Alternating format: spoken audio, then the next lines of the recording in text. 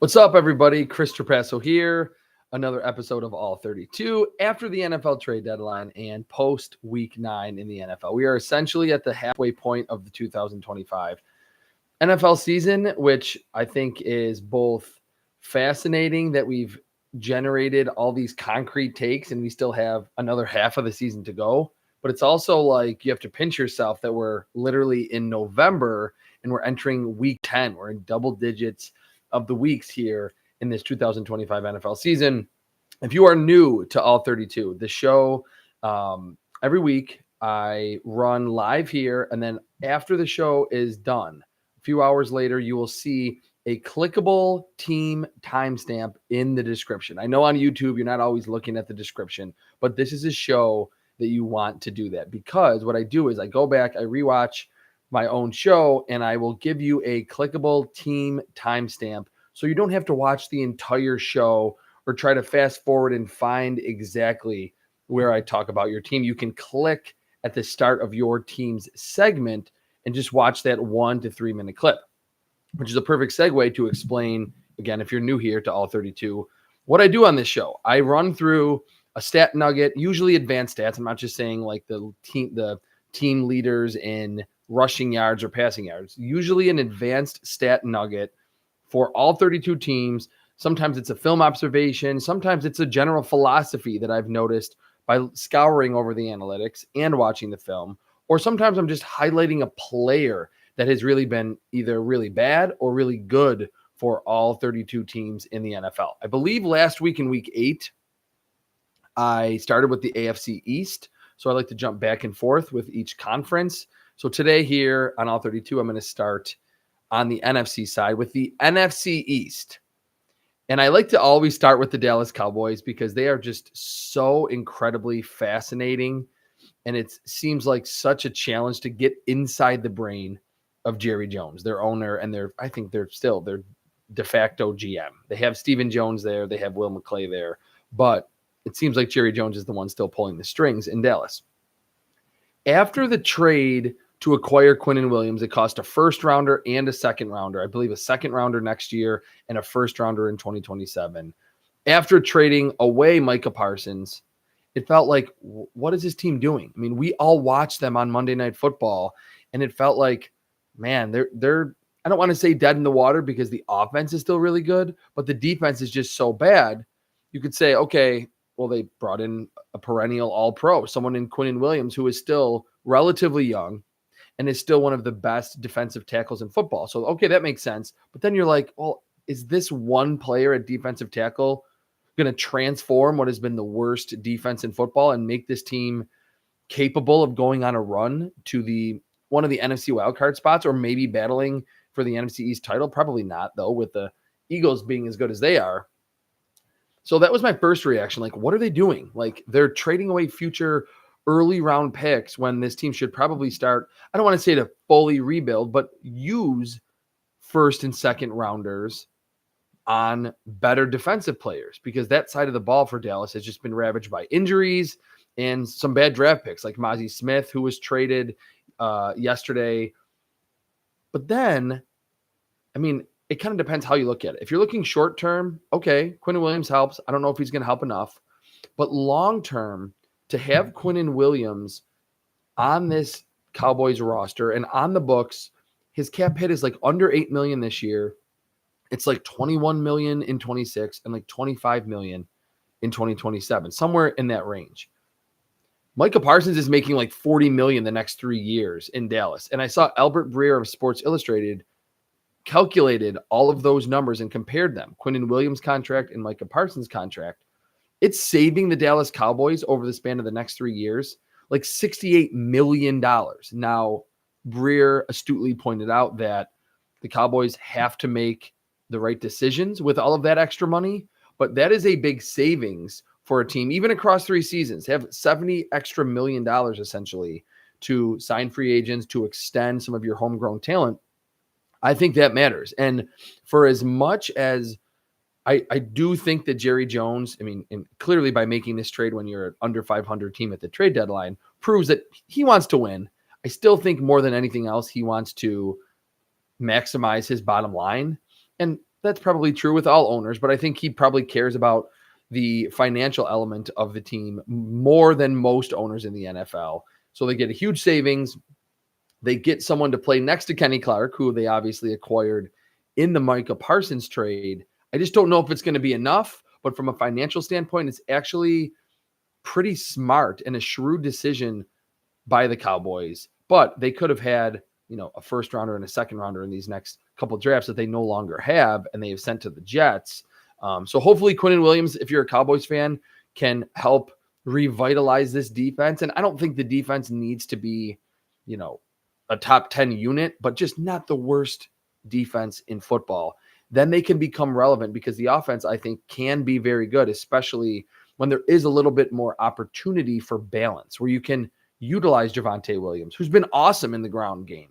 The offensive line is not constantly pass protecting where it's obvious passing situations because the defense has gotten you into a big hole. So at first I wanted to say, what the hell are the Cowboys doing? But seeing that financial wrinkle, I think it's actually a little bit more of a shrewd decision by Jerry Jones. And I didn't really think I'd ever say that, especially after they traded Micah Parsons. But it also does give you a little bit of a peek behind the curtain as to the thought process for the Cowboys owner, that the money element of it, for as rich as he is and for as much as the Cowboys are valued, the money, the bottom line, the profit of this team is still, I think, a driving force in what makes a lot of the Cowboys' decisions. Washington Commanders, another team that is under 500 in the NFC East. They obviously had this magical run to the NFC title game last year. I think their season's done. Like, I'm the biggest guy that you'll see on the internet in the NFL media industry that will say, look, it's a long game. It's a long season. I mentioned in the intro that we still have another half of the 2025 season. So let's not draw any super concrete conclusions yet. But this team just feels dead in the water. I mean, Jaden Daniels with that, dislocated elbow, whatever it was. I don't know why he was playing when they were down like 33-7 or 38-7 late in the game. And Dan Quinn, who I think is one of the more fourth-rate coaches in football, came out and said, I messed up there, which, okay, that's good that he owned up to it, and I respect him for it. And I'm not surprised that Dan Quinn owned up to it. But he can't make that mistake. I mean, that's not saying, hey, we left our running back in, our seventh-round rookie running back, Bill Krosky-Merritt. That's your franchise. That's your most important employee on the field in Jaden Daniels. He's injured. Terry McLaurin comes back. He re-aggravates the quad injury. Luke McCaffrey gets injured on I believe the first play of the game against the Seahawks in that really embarrassing home loss in primetime. Frankie Louvu gets suspended for more, on-field conduct. Or actually, Commanders Louvu won't be suspended. I'm just reading this right now. It just popped up on my thing. Okay, so maybe they appealed it. Anyway, but just everything, I think they appealed it, and then Frankie Louvu is apparently not going to be suspended. But anyway, I don't. He's a good player, but he's not going to change this team's fortune. Deebo Samuel doesn't seem super happy. He's obviously battled some injuries, and the defense just has no pass rush answers. Von Miller has not been a player that has recaptured his 2022 or 2023 form, or actually 22, 21, anytime before that. He has not recaptured that form. They lost Dorrance Armstrong earlier in the season, who was their best rusher and really is more of a secondary, like he's your edge 2 or edge 3 on most teams. He was their edge number 1. They haven't been able to recapture or be able to generate any consistent pass rush. I think the secondary is okay. Marshawn Lattimore tore his ACL though. Mike Sainristil has kind of come back to earth after such a great rookie season on the outside after playing mostly in the slot at Michigan. So this is a team that I will say, I mean, crazier things have happened, but this is not like a team that's healthy or they're getting their quarterback back on the field in the next couple weeks. They could go on a run. They are under 500 and their quarterback is hurt. Their star receiver is hurt. Their star corner is hurt. Their star edge rusher is hurt. I don't think the Commanders are going to make the playoffs. Philadelphia Eagles. Hats off to Howie Roseman for being aggressive once again, trading a third-round pick to the Miami Dolphins for Jalen Phillips. He's generating a pressure on 17.6% of his pass rush snaps this season. Did that in Miami. He was the best pass rusher in Miami. And it's pretty incredible for a player that was injured during the pre-draft process in 21 or had that neck thing at UCLA, transfers to Miami. Actually, I think he did a full workout, if I'm thinking back correctly to the 2021 pre-draft process, but had injury concerns in college, tears an ACL, and then tears an Achilles. He's still relatively young. He's in his mid-20s. He should be in the prime of his career. But to come back from all of those injuries and to still sustain yourself as an elite-ish level pass rusher in terms of just efficiency getting to the quarterback, it's really good. And I will say on this show, and I've tweeted it a bunch of times, on this show for a couple weeks now, and I did TikTok videos on this, I mentioned the Eagles have a pass rush problem. Jalix Hunt was generating pressures at a high rate, but he was not winning a lot of one-on-ones. It was a lot of stunts and blitzes. In terms of just sizing up a right tackle or a left tackle, Jalix Hunt was not winning consistently, and he was their leader in pressures on the outside. I mean, there's Jalen Carter, there's Jordan Davis. They lost so many pieces in free agency, and when Nolan Smith went down and was placed on IR, which I think he's coming back maybe this week, it's like, where are they going to get pass rush from on the outside?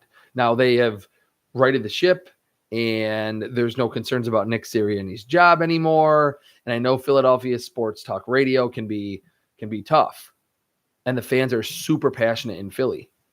But they've won a couple games in a row, and now they bring in a legitimate, like, quality edge rusher that will help this team down the stretch and into the playoffs. So hats off to Howie Roseman. I think his confidence in his own drafting is part of the reason why he's unafraid to trade away third, fourth, fifth rounders, because he trusts that he's going to make good picks with the other selections. But this is exactly what the Philadelphia Eagles needed. They needed, it was a clear, dire need to bring in a premier edge rusher after Zadarius Smith retired, Obo Okoronkwo got hurt, and they lost Nolan Smith to an injury, beyond losing Milton Williams and Josh Sweat, and over the last couple of years, Hassan Reddick. New York Giants. I think Jackson Dart has been good. The last 2 games, 5 big-time throws, 0 turnover-worthy plays. And the last 2 Giants games for Jackson Dart have kind of been polar opposites. 2 weeks ago, he was chucking the football down the field. His average depth of target was well over 10. This past week, Brian Daboll kind of incorporated a quick strike passing offense. The ADOT was like around 5 or 6 for Jackson Dart. The completion percentage and the adjusted completion rate were a lot higher than they were in week 8. So the problem with the Giants that are 2-7 right now is not the quarterback. And if you are a Giants fan and you're watching these games and you feel like, man, there's just nothing we can do, we're playing semi-competitively, but we're not winning games, you should be encouraged by the way that Jackson Dart has been playing as a rookie who was thrown onto the field, 3 or 4 weeks into the season. That's not to say that I think the Giants are going to go on some crazy run, but don't be surprised if in the last half of 2025, because of their quarterback, who I think, I'm not going to say it will be a linear slope up to being an elite quarterback, but I think he will continue to get more comfortable and will continue to make better decisions and still scramble a little bit because he is a good athlete. But you need to be very excited about Jackson Dart despite the record. And I guess I kind of lost my train of thought there. Don't be surprised if down the stretch, the Giants, and I think this is going to happen, there will be 2 or 3 games that they will win against quality opponents that are above 500 because the defense still has some quality players on it, a bunch of quality players up front especially, and a quarterback who's playing quality football. And that is usually a pretty good recipe to win football games. So I think the wins, while they're probably not going to get to 8 or 9 victories and be battling for a wild card spot, I wouldn't be surprised if they win 5 to 7 games and the organization feels good about the direction of the game's most important position, the quarterback spot, and Jackson Dart. All right, moving now to the NFC North here on All 32. The Minnesota Vikings. I was on Purple Insider with my guy Matthew Collar last week, and it was kind of like an obituary of the Viking season. What's gone wrong? Kwesi Adolfo-Mensah's draft picks the last couple of years have not been great. This team just came off a really ugly loss. But then we heard everything about the shoulder of Carson Wentz. And I mentioned at the end of that podcast to Matthew Collar, like, all it takes, though, is one game. And then suddenly, because they weren't totally buried, they weren't 1-8. They win a game against the Lions in Detroit, which has been a very hard place for any team to win. It's certainly the Vikings last couple of years. And they win, and they're 4-4. And suddenly Vikings fans are like, hey, we're right in the thick of things in the NFC wildcard race. And frankly, my light just went out. In the NFC, okay, I guess we're just not going to have that light. In the NFC North race, that you have the 5-2-1 Packers, the 5-3 Vikings, the 5-3 Bears, and the 4-4 Vikings. Packers 5-2-1. What did I say? Packers 5-2-1. Lions 5-3. I think I said that wrong the first time. Bears 5-3 and Vikings 4-4. So they're in last place, but they're literally like a game and a half out of being first in the division. So I think it does all come down to JJ McCarthy. He did have 2 big time throws and 1 turnover worthy play in this return from injury. And it wasn't pretty. He was sacked 5 times. His pressure to sack rate was over 30%, which is not great. But he's someone else that I'm not going to say he's looked as good as Jackson Dart. He just objectively has not. But I will not be surprised in Kevin O'Connell's offense that we know is one of the most quarterback-friendly offenses in football with Justin Jefferson and Jordan Addison. I feel like I say this every week with the Vikings. The situation is tremendous. I would not be surprised if more and more is put on J.J. McCarthy's plate over the last half of the season, and he does play some quality football. Plus, the Vikings have, I think, an elite defensive coordinator in Brian Flores and a lot of dudes on that side of the football, maybe more so up front than in the secondary. Jonathan Grenard is great. Van Ginkel's great. Ivan Pace is good. My guy, Jalen Redmond is awesome. Javon Hargrave played a good game last week. Don't be surprised if this, and we're already seeing it, that this NFC North really beats each other up, and you're not seeing, like you saw last year, 2 teams with over 13 wins.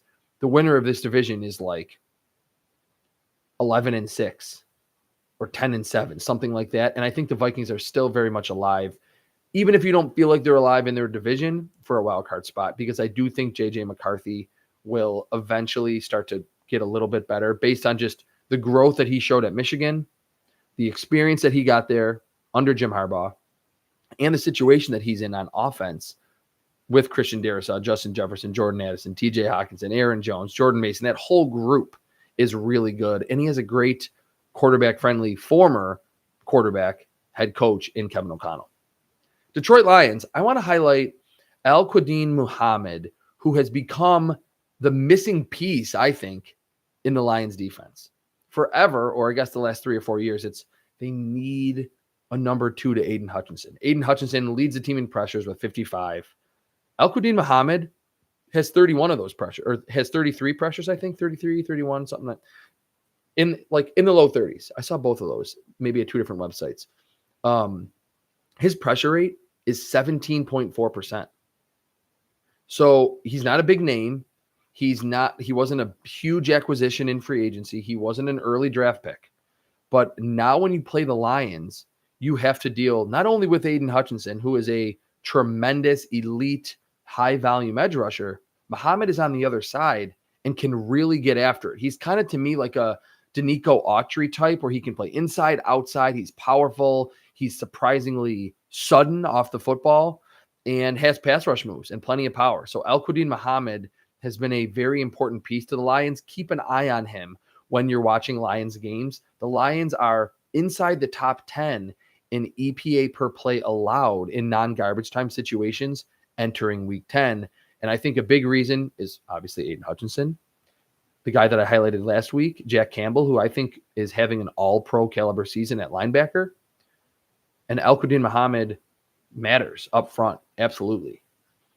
Chicago Bears. Colston Loveland had his breakout game. And I will be the first to say, or I guess remind all of you that have followed me on Twitter for a while or consume any of my draft content, I was not a fan of Colston Loveland during the pre-draft process. I thought, and we'll see what he ultimately becomes, but I thought he was a very strikingly similar to Noah Fant, who was a first rounder in 2019 and is like bounced around the league. And it's like had some high watermark games, but is not ever amounted and turned into that player that the Denver Broncos thought he was going to be when they picked him in the first round.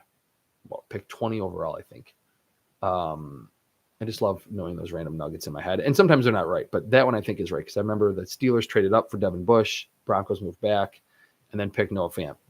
But obviously, the Bears do not win this Game of the Year candidate in Cincinnati in Week 9 if it's not for Colston Loveland. And it wasn't just, his stats were a little bit buoyed by the 70-yard touchdown that was essentially a walk-off, a tremendous play, and a tremendous TD. But he had like 6 catches for over 130 yards and 2 scores. And I did a TikTok video highlighting what he did. And just when you watch that video, and certainly go watch it, I think I uploaded it here too. See where they are using Colston Loveland. They're using him out of the backfield. They're using him in a traditional like slot role that a lot of tight ends are aligned today, and even out wide as a receiver. He's young. He's very athletic. He's typically not great after the catch, although that play where that won the game where there's 2 guys running at him, they bounce into each other and he stays on his feet. That was a tremendous yards after the catch play. But he's typically, this is obviously just based on his Michigan film, not going to create a lot after the catch. But if he continues to become at least a threat down the seam, which I think he will, you still have DJ Moore who had the touchdown. You still have Rome Odunze who was weirdly blanked in that wild, 47-point showing in Cincinnati. Him, Zacchaeus, and my guy Luther Burden, who is tremendous after the catch and did not play due to a concussion in Week 9. You have so many weapons. And then you have Kyle Monangai, who goes over 175 yards. You have DeAndre Swift, who's been awesome. You're looking at the second half of the Bears season, if Colston Loveland remains someone on the rise, and then obviously Cole Kmet, who did get injured, but is still a established, I think, upper mid-tier tight end. You have weapons galore for Caleb Williams. Green Bay Packers. They are, I don't know if I said this a couple weeks ago. I think I did, but I'll say it again. The Packers to me are, or have become, actually, no, I think I said it about the Jacksonville Jaguars, but now on the NFC side, to me, the Packers are the most difficult team to peg in the NFL. You watch them and you're like, but they're first in EPA per play in non-garbage time situations, which, by the way, I'm going to throw out that caveat of in non-garbage time situations. Whenever you hear me say EPA per play, or EPA per run, EPA per pass, it is always going to be only when the game is between a 10% win percentage or win probability and 90%. Nothing that's in garbage time. They're first in EPA per play. Jordan Love's passer rating is 107.9. They have Micah Parsons. Rashawn Gary has played great. Parsons is, I think, still a Defensive Player of the Year candidate. Xavier McKinney has played well.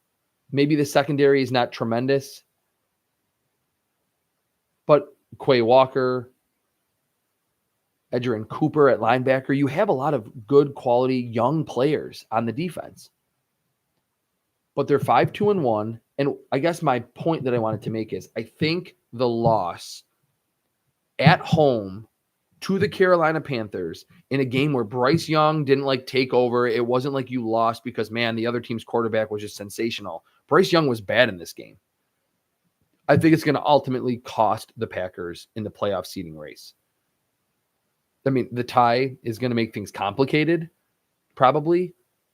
But I think we'll look back, and if the Packers are the 2 or the 3, it's going to be by a game, and they're going to point to that Week 9, 16-13 loss to the Panthers, a team that was coming off a 40-9 defeat the week before and did not get great play from its quarterback, and be like, man, if we had that game, we're the 1 seed. And the NFC playoffs go through Lambeau. I think truly that game is the one that you can circle in Sharpie for the Packers that will cost them in the playoff seeding race. Okay, where am I at? Okay, so that was the NFC North. NFC South. Let's jump to that division, and I'm going to start with the Atlanta Falcons. I'm going to highlight a very underrated player for the Atlanta Falcons. I could talk about James Pierce, who I think has been very good as a rookie. Jalen Walker has come on after his injury, the other first-round pick that Terry Fontenot selected in April. Leonard Floyd has been a great acquisition. He's been great everywhere. He's bounced around the league. He takes these one-year deals, and he helps the young guys and is pretty efficient as an edge rusher. The defense is just light years better, night and day difference between last season and this season. Jeff Ulbrich has done a great job with that defense, but he's got horses now. I want to highlight Sam Roberts, nose tackle, who's not, and they've invested not even just at edge, but like with Brandon Dorlus and with Rook Orororo, which is the best last name in the NFL. When I said that out loud in front of my wife, like during that Bills-Falcons game, she's like, "What'd you say?" And I was like, "No, that's his name, Rook Orororo." Those guys up front are like the marquee players, the second and the third and the fourth round picks. They've been good too. David Onyemata has been around for a while. He's good. He's like lived in the NFC South his career.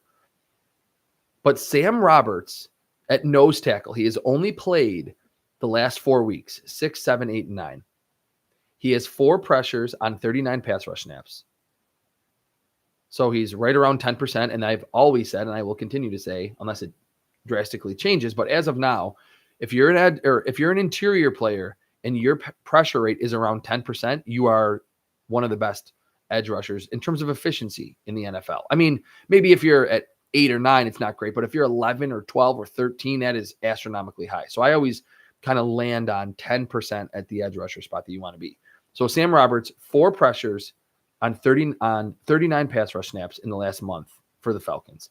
And when I went to the film to watch those reps, I was blown away. Like, these are high caliber, twitchy, powerful pass rush move usage type victories for Sam Roberts in one-on-one situations at like the 0 technique or the 1 technique. He's only played on 20% of the snaps for the Falcons.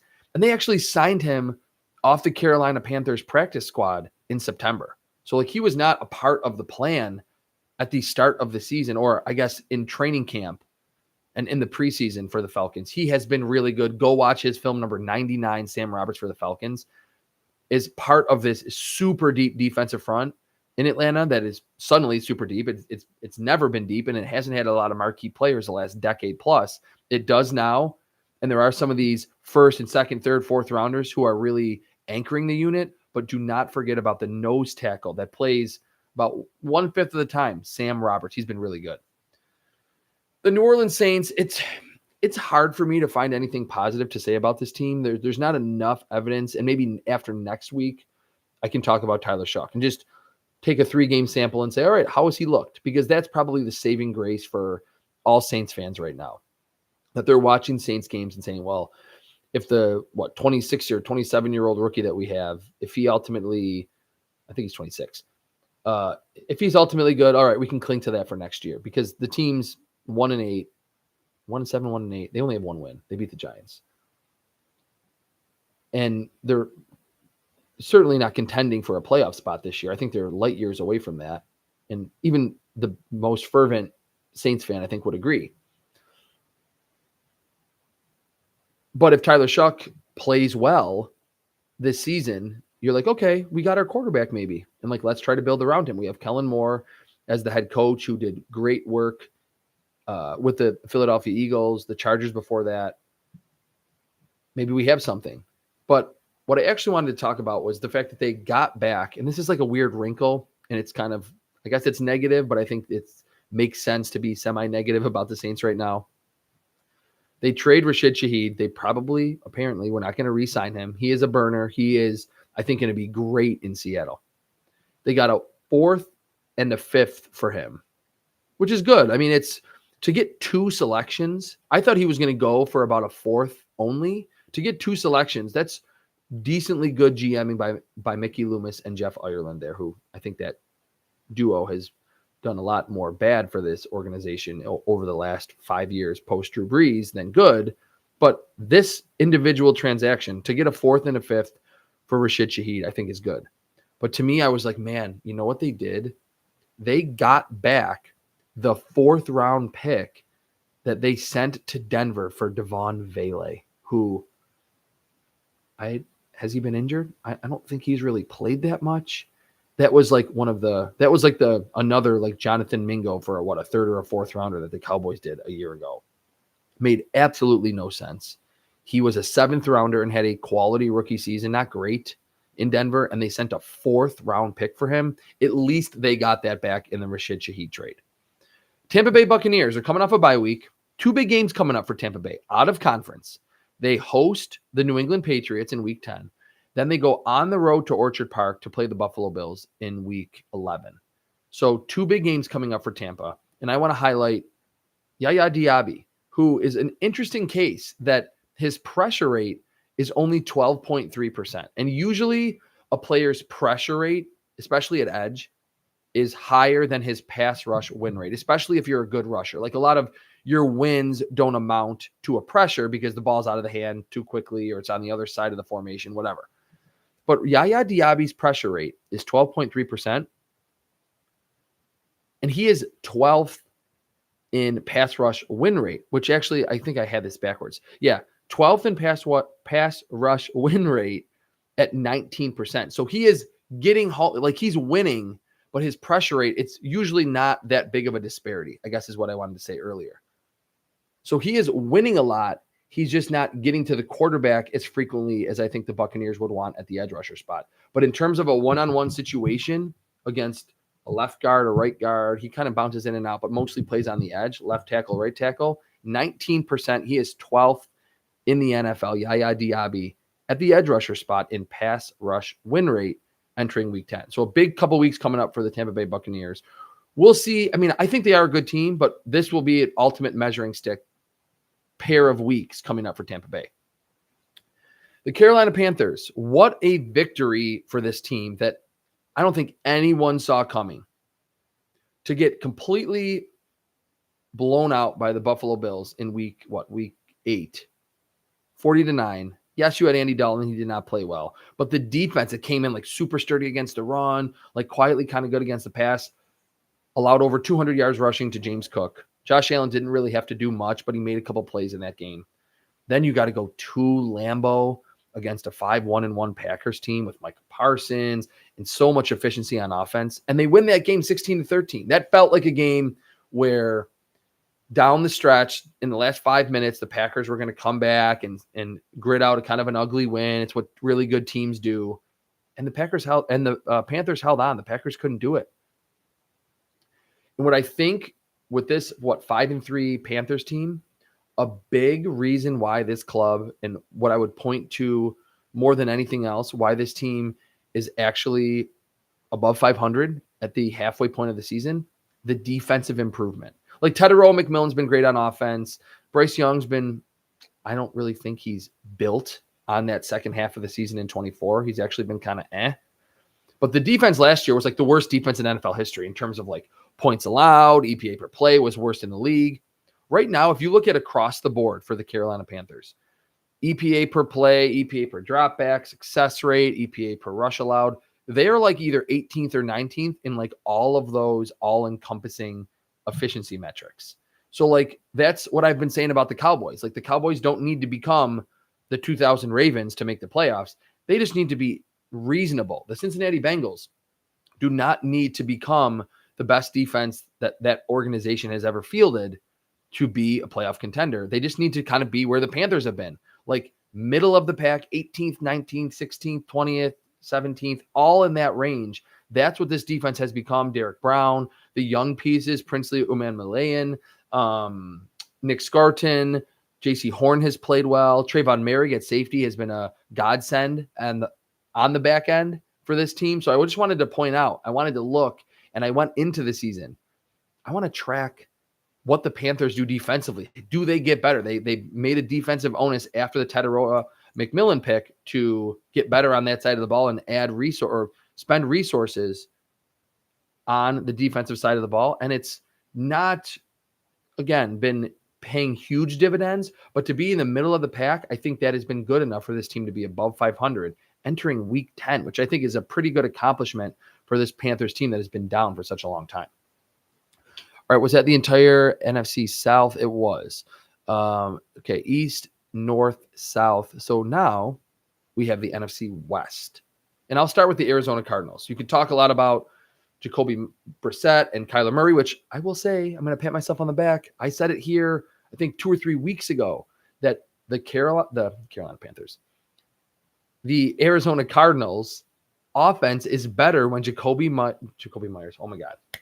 Too many different names, too many different teams, too many of the same names.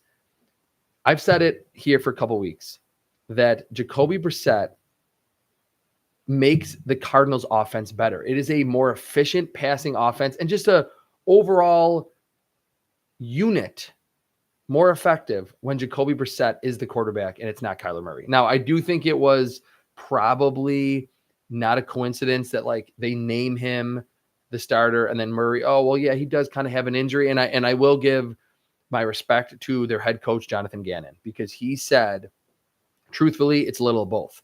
Murray's still a little dinged up, and I just like how the offense has been operating the last couple of weeks.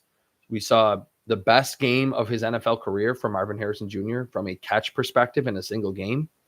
And he was facing, I mean, you could say the Cowboys defense is bad, and that's true. I've said it since like week 2 that I think it's going to be the worst defense in the NFL, just from the personnel that they have. I mean, they bring in Quinnen Williams, it should help. But anyway, sure, you can say, oh, well, yeah, Marvin Harrison's best game came against the worst defense, but it came against Deron Bland, who I think is a little overrated, and the interceptions have kind of inflated his reputation. But he's a pretty good corner. He's making big money. They extended him there in Dallas when they seemingly weren't wanting to shell out too much money to anyone else. So I think it is the right decision for the Cardinals to go with Brissett over Kyler Murray. And I want to very quickly highlight, sometimes I do 2 stat nuggets or highlights here on all 32 per team. Walter Nolan, the first-round pick.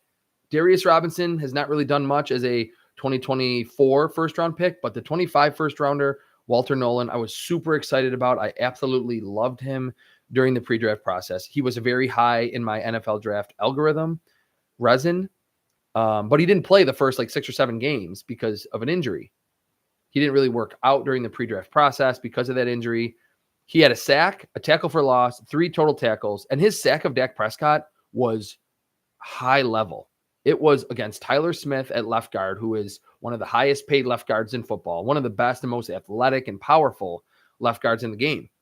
It was just upfield rush, swipe, dip. It was everything that you want to see out of a pass rushing defensive tackle. So I think with Walter Nolan, with Josh Sweat, with Calais Campbell, with Robinson, that is a defensive line in Arizona. I'm not going to say that Jonathan Gannon has reached that level of what he had in Philadelphia when they were making it to Super Bowls, but it's not really a defensive line that your offensive front wants to play very much because they are ferocious. There's different size.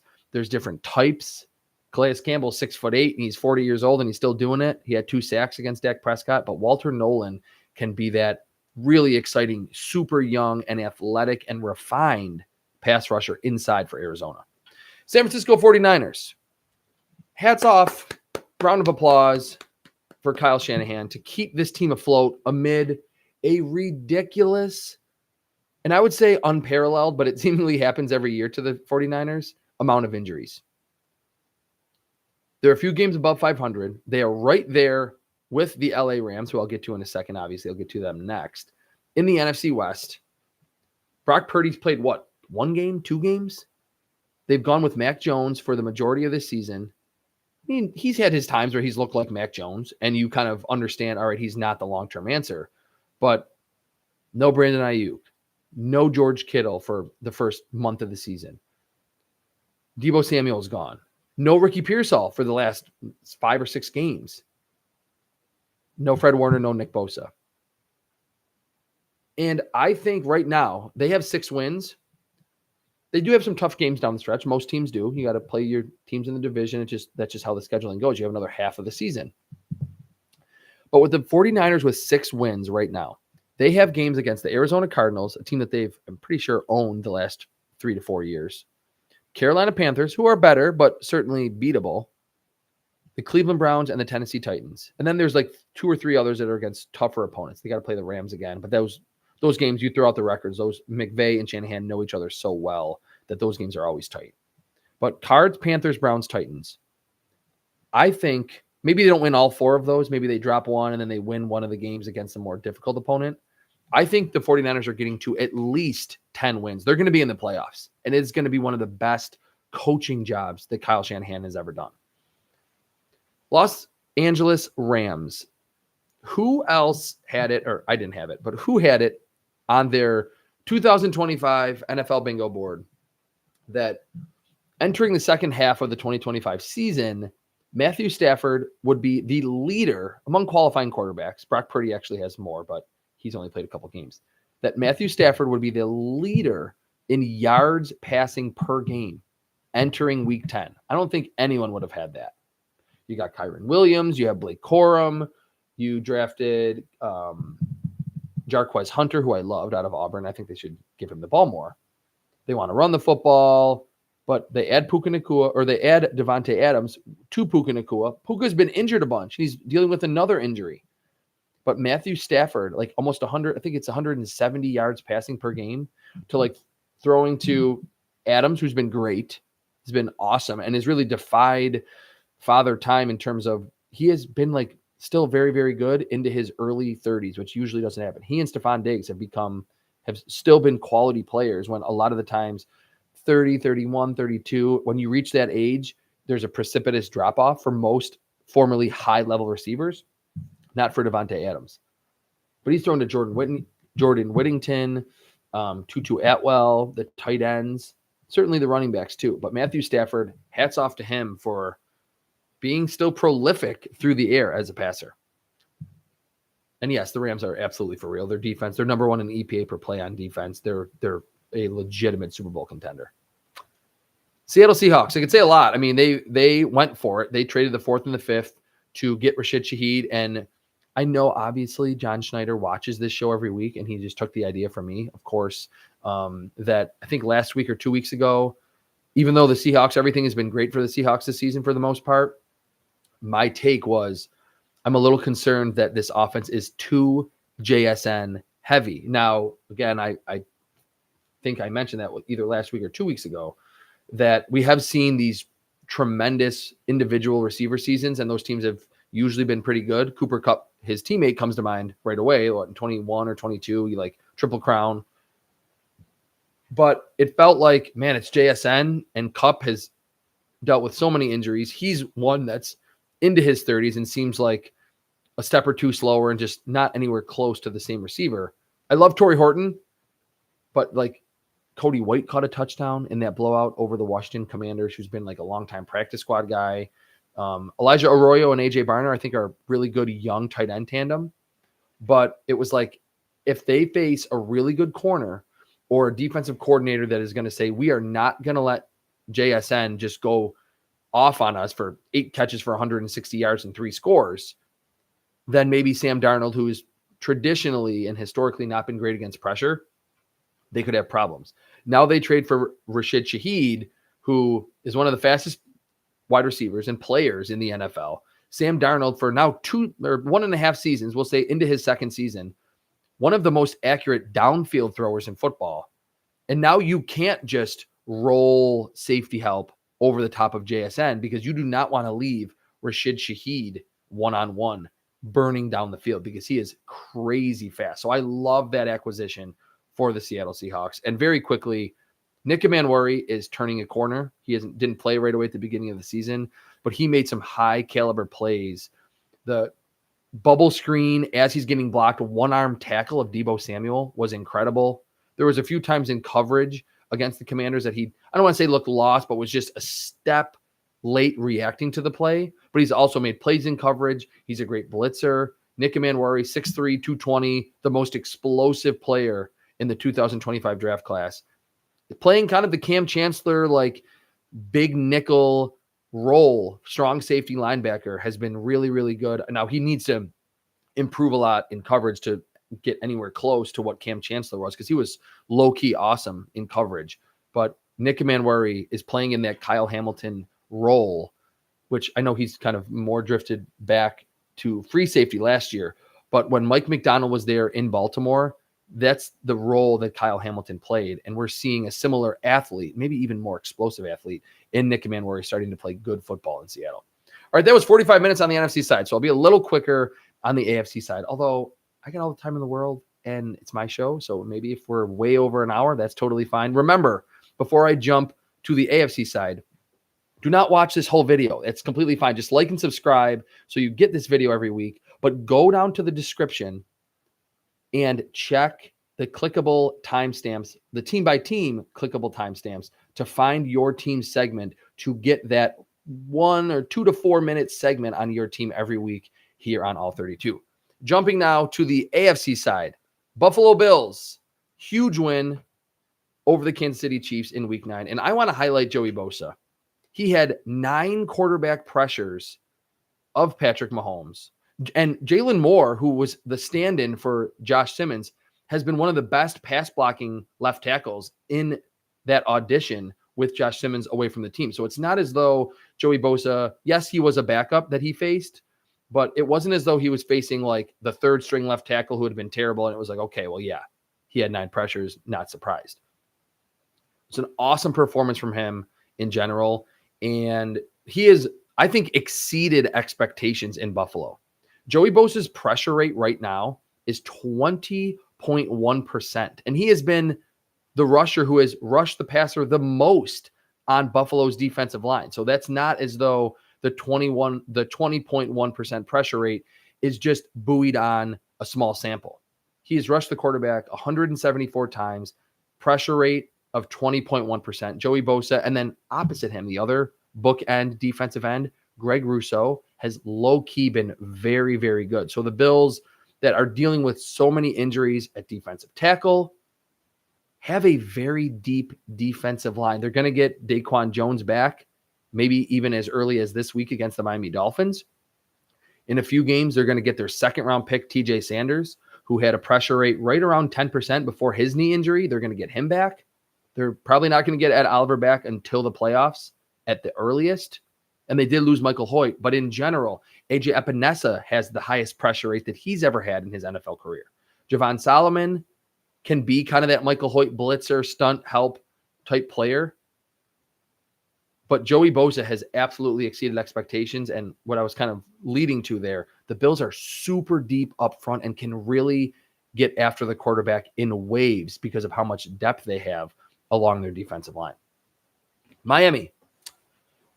It's hard to say a lot of great things about the Miami Dolphins at this point, sitting at 2-7, especially coming off what felt like a big opportunity for them. They're at home last week, Thursday Night Football. The Ravens are a few games under 500. Yes, you have to deal with Lamar Jackson back from injury, but it felt like, hey, if the Dolphins can win this game, they can maybe get on a little bit of a roll. The week before, Tua had his best game of the season, and then they laid an egg, and they only scored 6 points. And it was disjointed on offense and defense, pre-snap penalties, turnovers. The defense played okay at the start. Lamar Jackson didn't have a huge passing game the first 2 or 3 quarters, but then kind of everything went off the rails late in that game. And to only score 6 points at home is just unacceptable. But what I will say is, I mean, sometimes when a team's 1-8, like the Saints, I just say, hey, I can't say anything great. But sometimes when a team is a few games under 500, I want to highlight something positive. The last 3 weeks, or since week 6, the Miami Dolphins are actually second in EPA per rush allowed on defense. And the first month of the season, it was like, oh my God, any team that faces the Dolphins are going to be able to just run for over 200 yards, do whatever they want on the ground. Kenneth Grant, the top 15 selection at defensive tackle from Michigan, has played pretty good football. Now, they do lose Jalen Phillips, who was their best pass rusher, but was certainly a 3-down player and was good against the run on the edge. Chop Robinson has played well. Bradley Chubb has actually been okay. The linebackers are solid against the run. Against the pass and overall, they are not very good. They're one of the worst teams against the pass, which I think that's an indicator of where you want to emphasize your strength on that side of the ball. You can be great against the run, but if you're not good against the pass, you're going to struggle, and it's going to be hard to win football games. But I just wanted to highlight that the Dolphins are actually coming into this game against the Buffalo Bills in week 10, over the last month, playing quality run defense, which surprised me. And when I saw that, I was like, I have to mention that on All 32 this week. New York Jets. Another round of applause. I did one for the NFC side for Kyle Shanahan. This one goes to Jets GM Darren Moogie for the chaos that he reaped the benefits from at the NFL trade deadline. It was an A+ performance. I mean, this is a team that now what I will say is, and this is what I tweeted, but I'll try to encapsulate this. Darren Muge was the guy who extended Sauce Gardner less than 4 months ago. So it's ultimately his fault for any transaction that happened there, that he felt, hey, this guy's a cornerstone, we're going to keep him around, and then he trades him, fewer than 4 months later. But I'm not going to say that I think Sauce Gardner is going to be terrible in Indy. I think he is going to be good, especially with Lou Anarumo there. That is, I think, still one of the better defensive coordinator minds in football, and they needed another corner for sure. But he has not played to the first 2 seasons of his career level where he was a first-team All-Pro. To get 2 first-rounders and a super young, high-upside receiver in A.D. Mitchell, that was A+ GMing for a team that's only won 1 game. And then to trade Quinnen Williams, who's still really good, but he's 27, 28, to get a second-rounder and a first-rounder for him, unload that contract, unbelievable GMing. Now, what I did see, and I remembered this vividly, it was just in what, 20, was that 22, 23, 24, 21, whatever year it was. Was it 20, 22, 23, 24? In 22, their past GM, Joe Douglas, ultimately got 3 first-round picks and selected Sauce Gardner. Or was Sauce Gardner in 21? I'm sorry. It was Garrett Wilson, Jermaine Johnson, and Sauce Gardner. Yeah, that was the same first round. So, he had a GM's dream, and I think he ultimately had to, maneuver on draft day to get those 3 draft picks to come back in to get Jermaine Johnson. But not only did he have a GM's dream of 3 first-round picks, and he's one of his first drafts, he hit on all of those. They all are really good players. And the Jets are where they are. And that's the tweet that I saw was from a local Jets beat reporter or something, that he was okay, great for Darren Muge. This is, and as someone that loves the draft and would love to be an NFL GM, obviously, I was man, that's got to be such a luxurious feeling for Darren Muge to go into his second and third drafts with loaded with early draft capital, really early draft capital, multiple firsts, multiple seconds over the next couple of years. But what's such kind of a cautionary tale is you can hit on the picks. You can draft Garrett Wilson. You can draft Sauce Gardner. You can draft Jermaine Johnson, and they can all be really good. And then 2 years later, you're without a job, and your team and the team that you left is 1-8. The quarterback is what they need to ultimately hit on. Obviously, that's been the elephant in the room for this organization since really Joe Namath retired. Honestly, I mean, they had Vinny Testaverde, they had Chad Pennington, but those were late career one-off-ish seasons.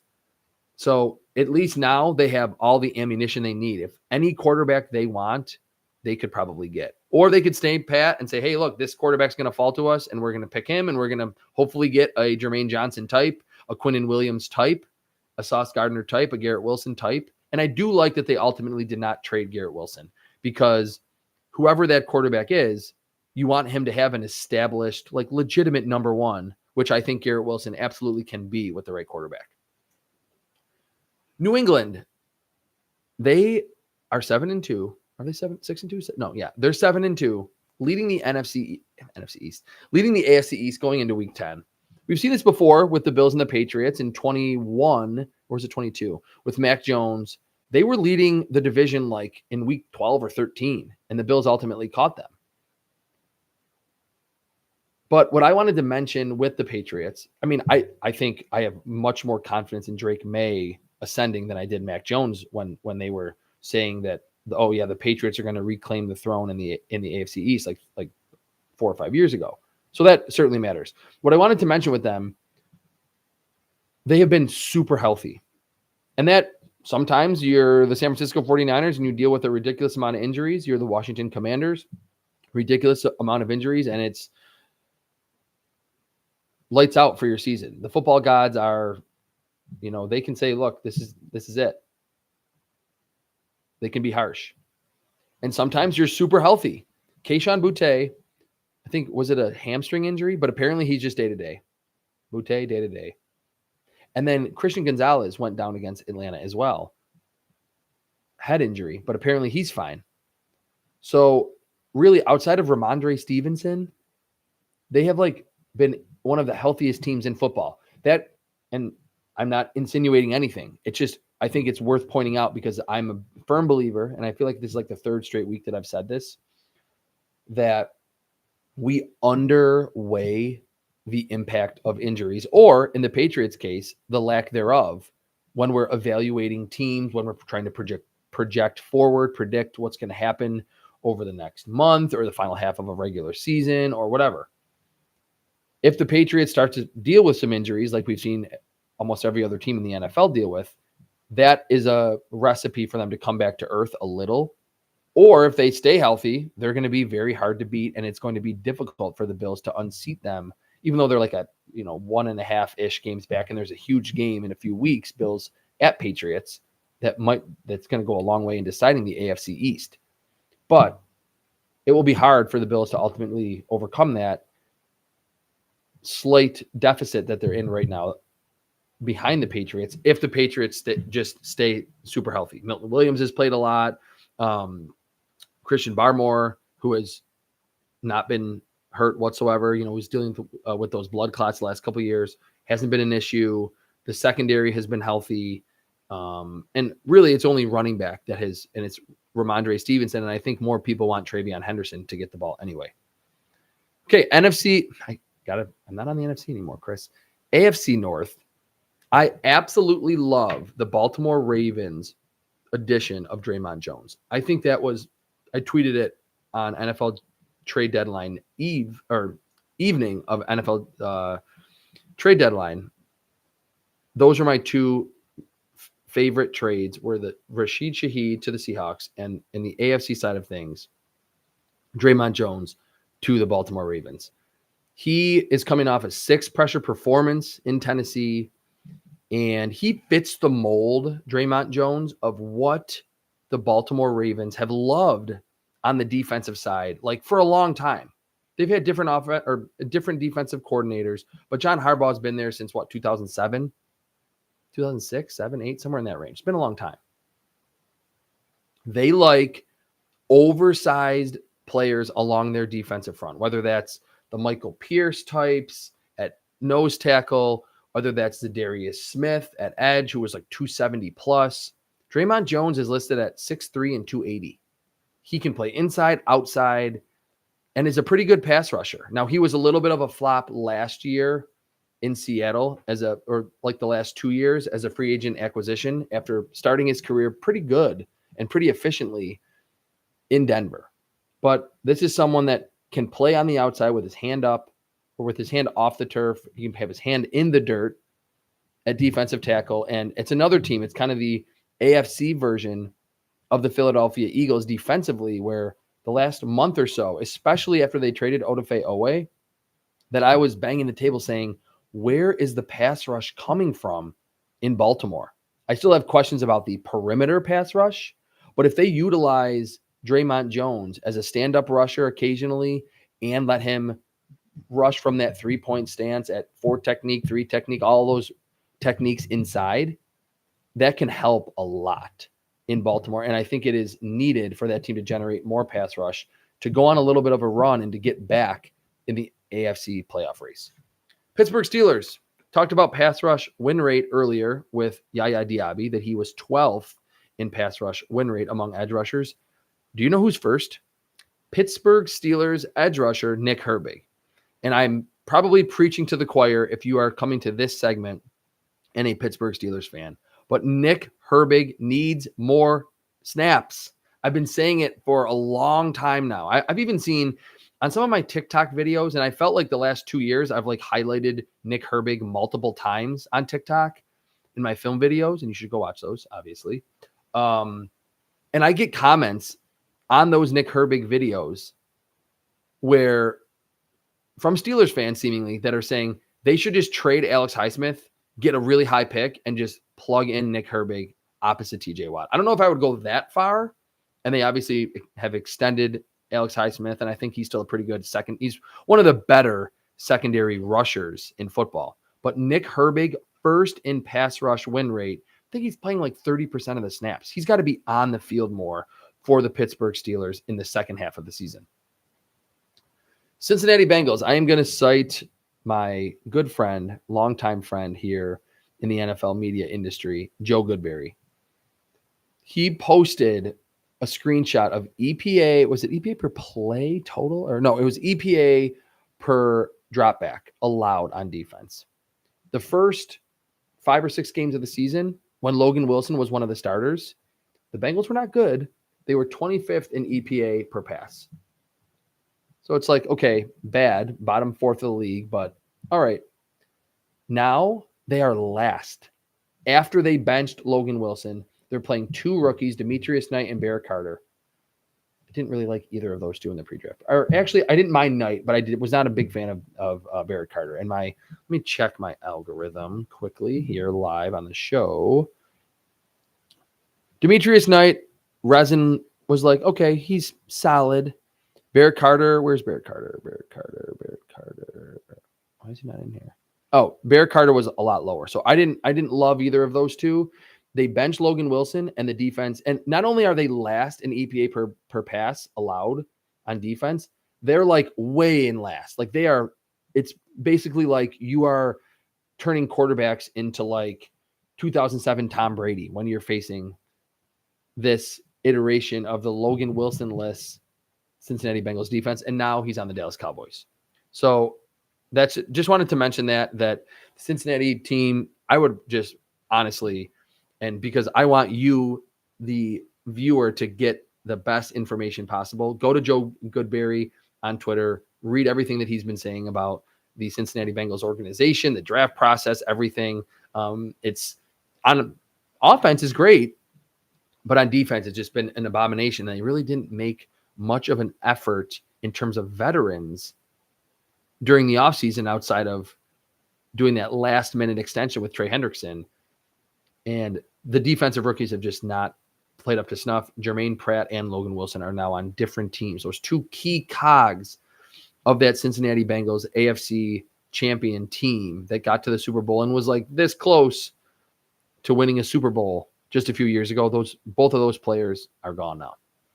Not Cincinnati Bengals. I'm looking at the Cincinnati on here. Moving down on my notes, Cleveland Browns. They got to start someone else at quarterback besides Dillon Gabriel. And I've been on that train since like watching his first and second game where he checked it down a bunch and they were like kind of in some games. And I was seeing, actually, he looked good. He showed some signs. No, he didn't. Every quarterback can hit a seam throw to a wide open tight end. That's not like super impressive. And I'll admit I'm being a little harsh because I was very low on Dillon Gabriel in the pre-draft process. My algorithm Resin did not like Dillon Gabriel whatsoever. But coming out of this bye week for the Browns, Dillon Gabriel has 2 big-time throws. Okay. 9 turnover-worthy plays. So, not great. I think those are 2, like that ratio to me is one of the best ratios to indicate how well the quarterback is playing individually. Is he making those super high challenging throws? And is he making those game-changing mistakes? 2 big-time throws, 9 turnover-worthy plays. So I'll say this. If that's not something that you really care about and you think, hey, you don't need to be that. You got to just be a game manager, get the ball out of your hands, be accurate. Okay, fine. Sure. Dillon Gabriel has not been this Mac Jones type that is not going to give you a lot of big time throws, but is going to just understand the offense and be hyper accurate. And that's like what he was. If you liked Dillon Gabriel during the pre-draft process, you were enamored with his accuracy, which the completion percentage highest in college football history was very much buoyed by just gimme throws like his entire career. But fine. I will say that there were people out there that loved Dillon Gabriel during the pre-draft process. And again, I think it was probably because of the accuracy, because it's not because of his size, athleticism, or arm strength. But I will throw water on the fire there. Dillon Gabriel is currently 35th out of 39 qualifying quarterbacks in adjusted completion rate. So he's not delivering big-time throws. He is putting the ball in precarious situations almost more than 4 times as frequently as he is generating a big-time throw. and he's not been accurate. So I don't know what Shedeur Sanders is doing in the locker room or saying to the coaches, or Jimmy Haslam made them pick him, whatever it is, but you got to see what Shedeur Sanders can do if you're the Cleveland Browns. You cannot just trot out Dylan Gabriel time and time again at quarterback. Okay, moving now to the AFC South. Not a lot great to say about the Tennessee Titans, although they did give a really good fight this past week in the 27-20 loss to the LA Chargers. But Cam Ward did not have a good game. I mean, he's flashed. Maybe you want to see him flash more down the stretch to have a lot of hope for him going into year 2. But it was not a great performance from the quarterback. I actually want to highlight Jihad Ward, who had 6 quarterback pressures against the LA Chargers and has a pressure rate of 11.3%. He's playing inside, outside. He's kind of like a Draymond Jones type and has been around for like over a decade in the NFL. Just want to tip my cap to him because he's on what is not a great defense. He's playing next to Jeffrey Simmons, who is maybe playing his best football of his career.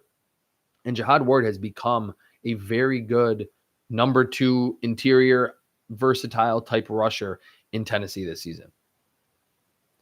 Houston Texans. The Houston Texans, I think, are in trouble. And they're a team that I think for Texans fans are going to be that's going to be really frustrating to watch down the stretch because the defense is super good.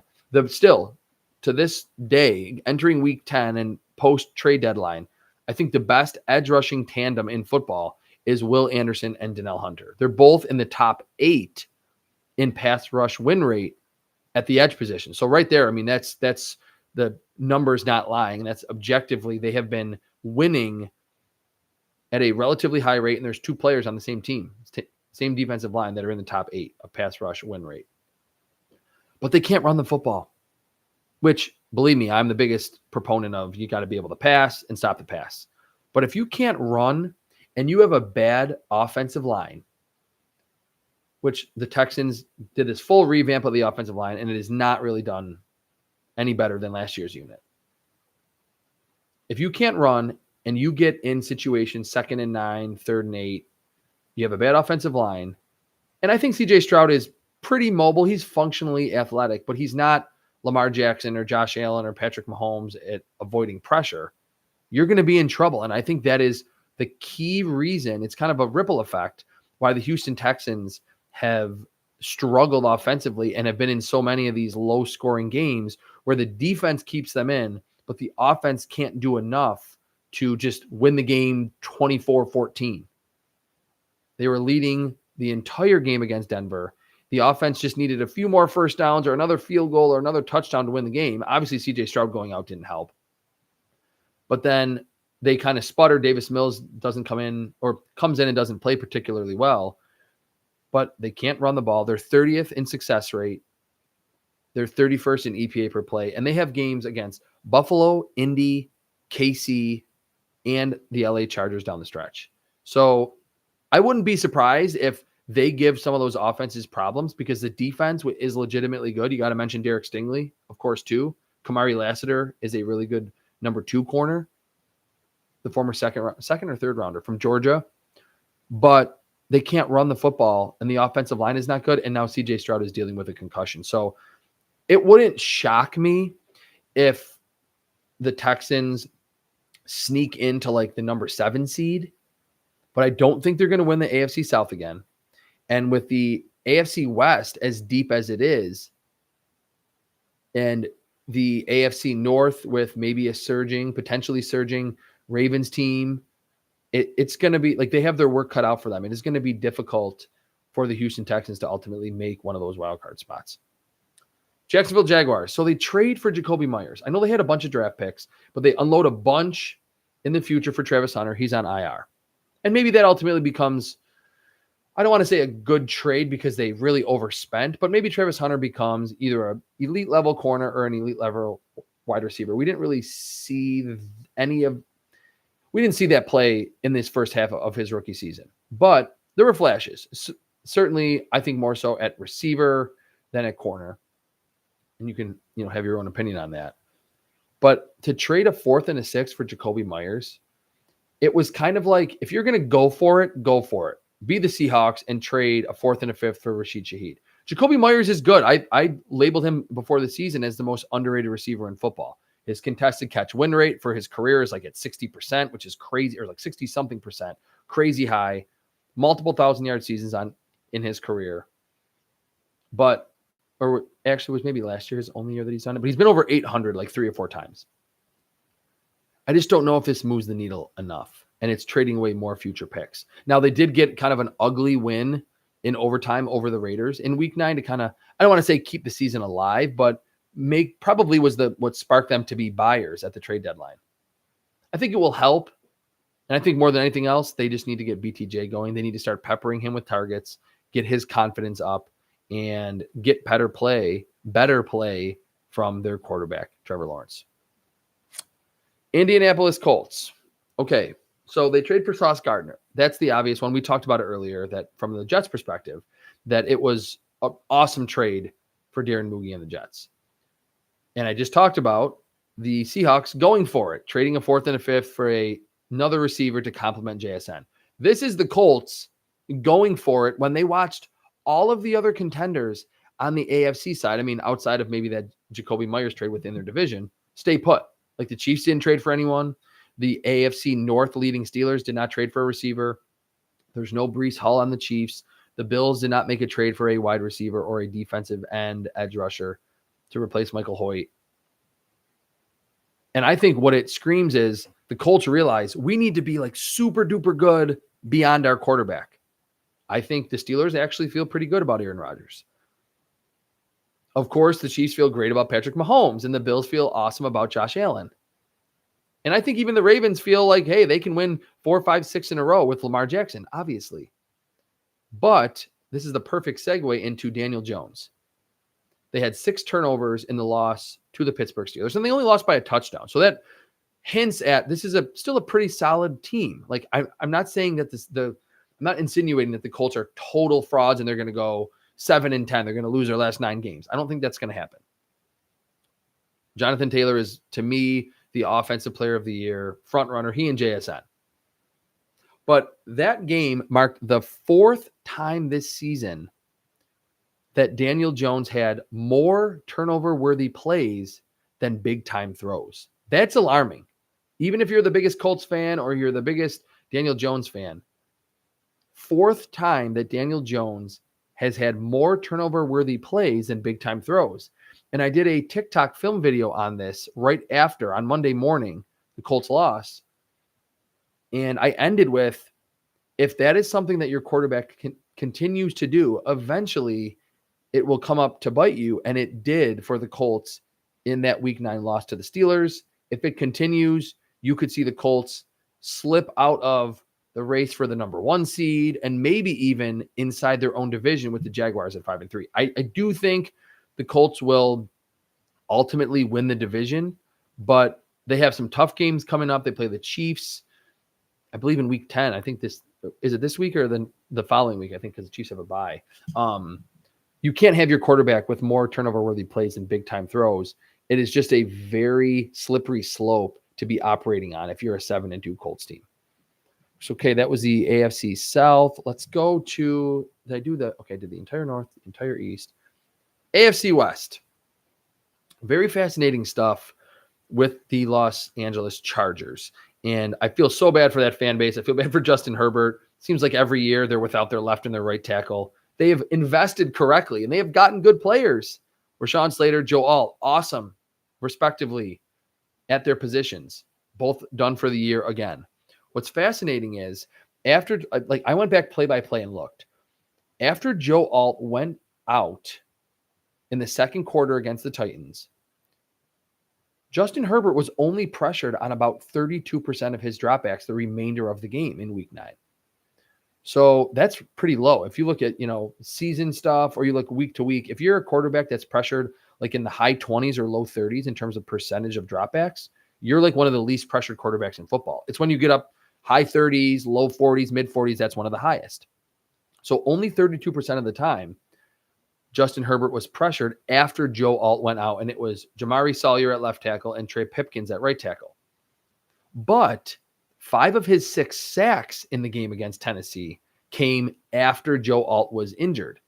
And he was 2 of 7 for 46 yards under pressure in that game on 14 dropbacks against the Tennessee Titans. So what do? They swing a trade for Trevor Penning, which I don't think helps anything. He's kind of like Storm Norton, who is probably just dropping that name is probably nightmarish for Chargers fans. Trevor Penning has been a colossal bust of a first-round pick in New Orleans. They traded like a 27 sixth rounder or something like that. So it's I'm not bashing them for making for like what they gave up, but I think it's going to be an issue, and they have to do some major game plan and offensive philosophy tweaks in LA with those two tackles out. Trevor Penning, I don't think is going to come and save this team. But it was really interesting that the pressure rate wasn't necessarily higher against Tennessee, but the efficiency from Justin Herbert dropped significantly. Kansas City Chiefs. I just want to mention this. This is just like a one-off. I think the Chiefs will be fine. I think Steve Spagnuolo was still an elite defensive coordinator.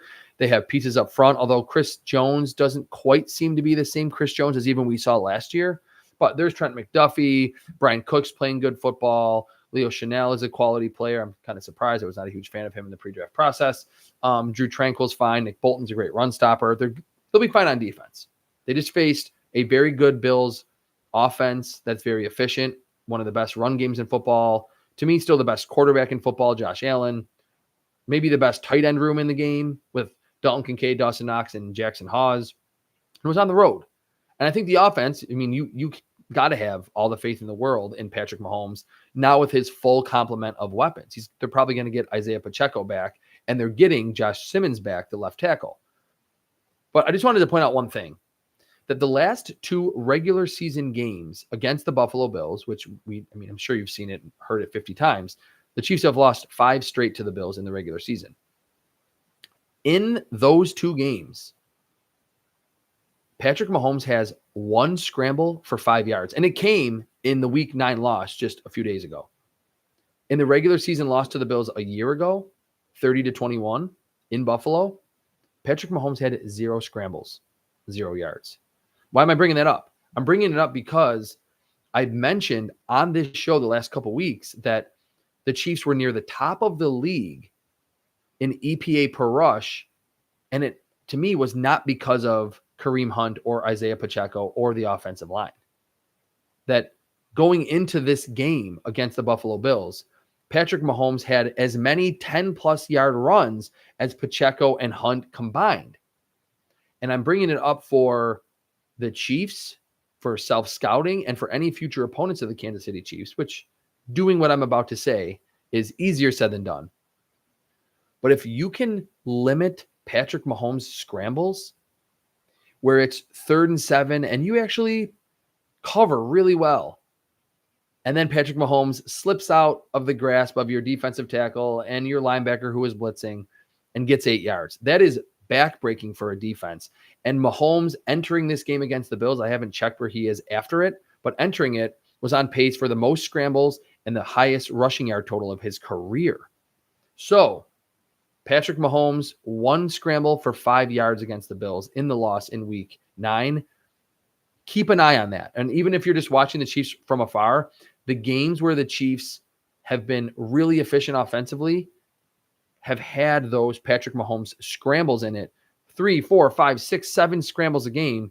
He's only had 1 for 5 yards in the last 2 regular season games against the Bills, both of which have been Chiefs losses. Denver Broncos. They're probably up there with, I mentioned a few weeks ago, the Jaguars. I can't figure them out. It's still kind of hard to figure that team out. That they're 5-3, but they just had an overtime win over the Raiders. I mentioned that the Green Bay Packers are hard to figure out. The Broncos are close. I think we kind of know their identity, that they're really good defensively. They're great up front. Tail Hufanga at safety has been a great acquisition. Patrick Surtain is now injured, but is probably the best pure man-to-man corner in football. He's the reigning defensive player of the year. They can run the ball really well. They have 2 good backs. J.K. Dobbins, R.J. Harvey has been awesome the last couple of weeks. I loved him pre-draft. Resin loved him too. I've been a little, to some people, harsh on Bo Nix. And I mean, I get it. He is only in his second season, but this is a quarterback who started like 60 games in college. And he's one of the older, like he was one of the older quarterbacks in the 24 draft. It's seeming to be, it's a pretty, quarterback filled draft. Which spawned a lot of takes, like with, did the Bears pick the right guy? Caleb Williams, Jaden Daniels, all that. But anyway, Bo Nix, I've been a little harsh on him, seemingly, for some Broncos fans. And I get it, though. He is only in year 2, so he's played about the same, I think, as he showed as a rookie. But I think the reason why the Broncos are a little bit hard for me to get is they continue to win these games. They're mounting these fourth quarter comebacks, which hats off to Bo Nix and for Sean Payton and the rest of the team for being able to pull off those fourth quarter victories. You don't really want to lean on those too frequently in today's NFL with how much parity there is. And they still have a problem with their passing offense. And they were rumored to be a team that was maybe in on Jalen Waddle. Maybe they even called the Dolphins and the Dolphins said no. They were maybe in on other receivers. We don't know. Maybe we'll get that after a season or like after the season's done. The Denver Broncos are 21st in EPA per pass this season. And for a team that is like, hey, they're 7-2, they've won 5 straight, they're right there in the thick of things at the midway point of the season for the number 1 seed in the AFC, you probably have to be better than 21st in EPA per pass to ultimately get that 1 seed. I just wanted to point that out. Bo Nix, there's been some huge throws. I thought in the comeback over the Giants, some good plays. The week after, awesome. And in the fourth quarter, made a couple of throws, made one great throw early in the game to Cortland Sutton, his one catch for 31 yards and a score. He's gotten Troy Franklin involved, Marvin Mims coming back from injury. But it felt like, this team did need another receiver, didn't it? And Bo Nix needs to be a little bit better individually outside of just doing what's asked of him from Sean Payton. 21st in EPA per pass. That needs to be better for Denver down the stretch. And the last team on the longest episode of All 32, the Week 9 and NFL Trade Deadline edition of All 32. Remember to like and subscribe and click your team's timestamp in the description below. The last team is the Las Vegas Raiders. I'm going to be short and sweet with this.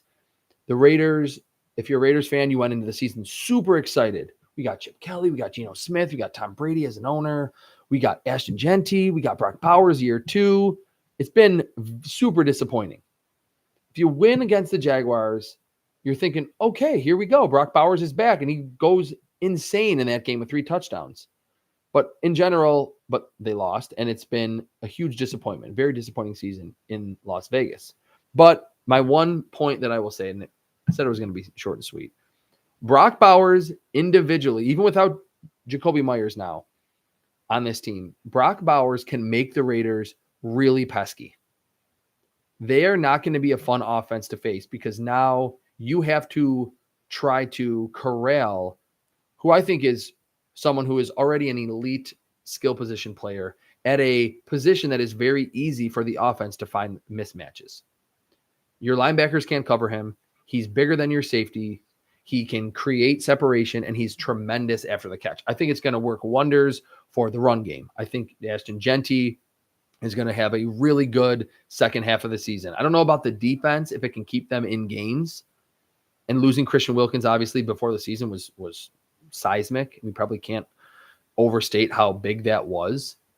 But Brock Bowers will make the Las Vegas Raiders a pesky team. I don't think they're going to win 9 games at this stage and go on some crazy run. But it wouldn't be surprising if they win 5 or 6 games and are just a thorn in the side of some of the teams that are vying for top seeds in the AFC and the NFC because Brock Bowers is that good of a player.